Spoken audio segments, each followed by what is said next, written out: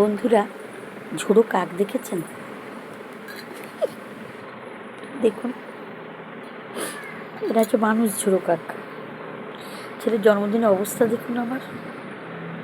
Actually Mandarmani Digha থেকে ঘুরে আসার পরে শরীরটা একটু বেগতিক হয়েছে। রসগোল্লা না, রসগোল্লা অমনি করে না, বসো। শরীরটা একটু বেগতিক হয়েছে আর কি, এই ঠান্ডা গরম লেগে একটু জ্বর হয়েছে, একটু শরীরটা বেশি খারাপ পড়েছে আজকেই আবার। তাই সাজগোজ কিচ্ছু করিনি।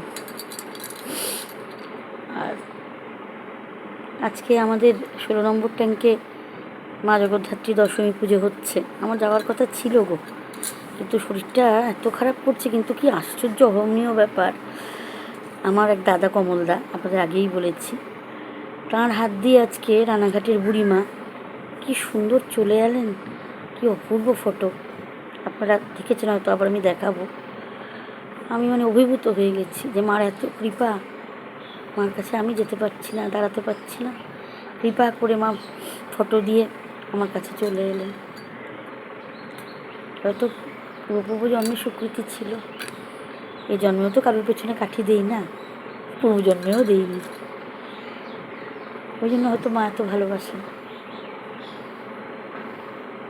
নানা রকম মানুষের সঙ্গে দেখা হয়, সাক্ষাৎ হয়, আত্মীয়তাও হয়। কেউ ভালোবাসে সত্যি সত্যি, কেউ বাঁশ দেয়। আমি শুধু অবাক হয়ে ভাবি, আজ আছি কাল নেই।